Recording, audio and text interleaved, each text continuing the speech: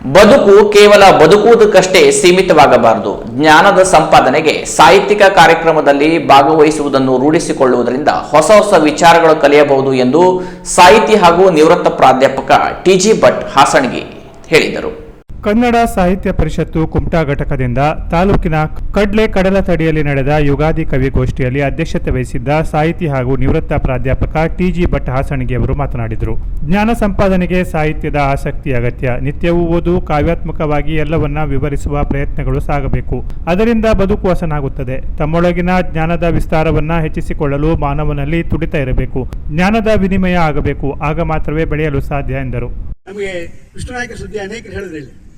Just ಒಂದು ಕಾಡಿಗೆ ಬೆಳೆದಿದ್ರು. ನಾ ತಪ್ಪಿಸದೆ ಅವರ ಅನುಕೂಲ ಪ್ರತಿಯೊಂದು ಕಾರ್ಯಕ್ರಮ ಭಾಗವಹಿಸಿದ್ದೇನೆ. ಎಷ್ಟು ಅಂತಂದ್ರೆ ಅವರ ಬಡಿಕಲ್ ಸಮಯದಲ್ಲಿ ಅವರು ಅಧ್ಯಕ್ಷ ಆದಾಗ ಬೆಳಗಿನ ಗೋಷ್ಠಿ 9 ಗಂಟೆ ಗೋಷ್ಠಿ ನಂಗೆ ಹಾಕಿದ್ರು. 10-11 ಜನ ಬರಲಿಲ್ಲ. ಪಾಪ ಓಪನ್ ಆಗಿ ಹೇಳ್ಕೊಂಡ್ರು, ನೋಡಿ ಟಿ.ಜಿ. ಭಟ್ರೆ ಸುಮಾರು 200 ಜನಕ್ಕೆ ಪುಸ್ತಕ ಪರೀಕ್ಷೆ ಮಾಡಿದ್ದೇನೆ ನಾನು. ಅಷ್ಟು ಜನ ಬಂದರೂ ಸಾಕಾಗಿತ್ತು ನನಗೆ ಇವತ್ತು ಕಾರ್ಯಕ್ರಮಕ್ಕೆ.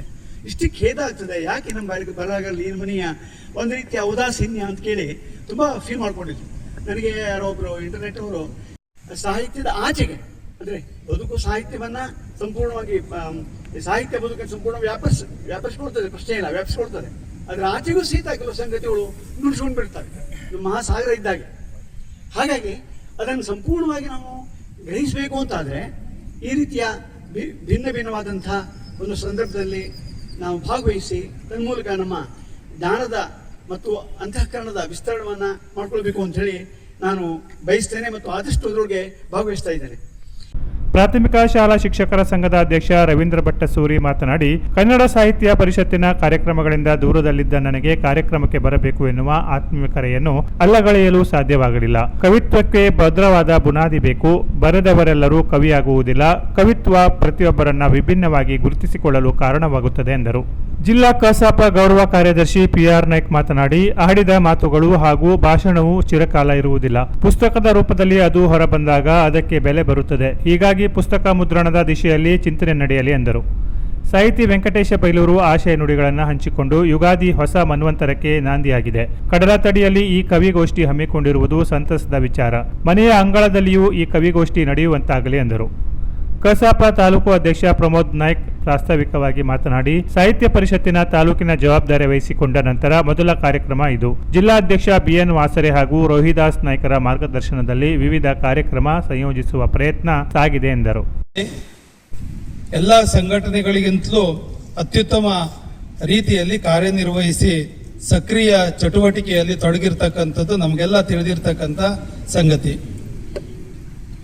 ಅದೇ ರೀತಿ ಕುಮಟಾದಲ್ಲಿಯೂ ಸಹಿತ ಅವರು ಅಧಿಕಾರ ವಹಿಸಿಕೊಂಡ ನಂತರ ಉತ್ತಮವಾಗಿ ಕನ್ನಡ ತಾಲೂಕಾ ಕನ್ನಡ ಸಾಹಿತ್ಯ ಪರಿಷತ್ ಘಟಕ ಕಾರ್ಯನಿರ್ವಹಿಸಿ ಇವತ್ತು ಒಂದು ಹೊಸ ದಿಕ್ಕಿನತ್ತ ಹೋಗ್ತಾ ಇರತಕ್ಕಂಥದ್ದನ್ನು ಸಹಿತ ನಾವು ನೋಡ್ತಾ ಇದ್ದೇವೆ.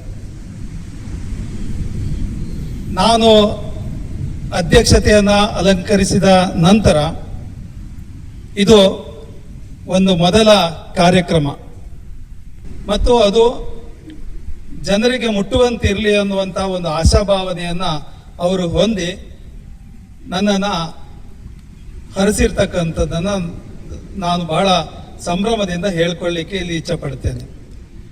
ಸೊ ನನ್ನ ಮೇಲೆ ಬಹಳ ಜವಾಬ್ದಾರಿಯಿಂದ ಒಂದು ಗುರುತರವಾಗಿರ್ತಕ್ಕಂಥ ಈ ಒಂದು ಕೆಲಸವನ್ನ ಮಾನ್ಯ ಜಿಲ್ಲಾಧ್ಯಕ್ಷರಾದ ಬಿ.ಎನ್. ವಾಸರೆ ಸರ್ ಅವರು, ರೋಹಿದಾಸ್ ನಾಯ್ಕ್ ಸರ್ ಅವರು, ಹಾಗೆ ಪಿ.ಆರ್. ನಾಯ್ಕ್ ಸರ್ ಅವರು, ಹಾಗೆ ಇನ್ನಿತರ ಜಿಲ್ಲಾ ಕಾರ್ಯಕಾರಿ ಮಂಡಳಿಯ ಸದಸ್ಯರು ಎಲ್ಲರೂ ಈ ಒಂದು ಸಂದರ್ಭದಲ್ಲಿ ಈ ಜವಾಬ್ದಾರಿಯನ್ನ ಕೊಟ್ಟು ನೌಕರ ಸಂಘದ ಅಧ್ಯಕ್ಷ ವಿನಾಯಕ ಭಂಡಾರಿ, ಉಮೇಶ್ ನಾಯ್ಕ್ ಮುಖ್ಯೋಪಾಧ್ಯಾಯ, ಪಿ.ಎಂ. ಮುಕ್ರಿ ಇತರರು ಇದ್ದರು. ಪ್ರದೀಪ್ ನಾಯಕ್ ಸ್ವಾಗತಿಸಿದರು. ನಾಗರಾಜ್ ಶೆಟ್ಟಿ ನಿರೂಪಿಸಿದರು. ಯೋಗೇಶ್ ಪಟ್ಗಾರ್ ವಂದಿಸಿದರು. ಬಾಲು ಪಟ್ಗಾರ್, ಗಣೇಶ್ ಜೋಶಿ ಸಂಕೊಳ್ಳಿ, ಪ್ರವೀಣ ಕರ್ಕಿಕರ್, ದಯಾನಂದ ಬೆಳಗು, ನಾಗರಾಜ್ ಜಿಎನ್, ಸುರೇಶ್ ಮುಕ್ರಿ, ತನುಜಾ ನಾಯಕ್, ಸಂಧ್ಯಾ ಅಗನಾಶಿನಿ, ದಿವಾಕರ್ ಅಗನಾಶಿನಿ, ಸಂಧ್ಯಾ ರಾಣಿ ಪಟ್ಗಾರ್, ಪಚ್ಚು ಪಟ್ಗಾರ್, ಸುರೇಶ್ ಭಟ್, ಪ್ರಶಾಂತ ದೇವರಬಾವಿ, ಉದಯ್ ಉರ್ಕೇರಿ, ವಿಜಯ ಗುನ್ಗಾ ಇತರರು ಕವನ ವಾಚಿಸಿದರು.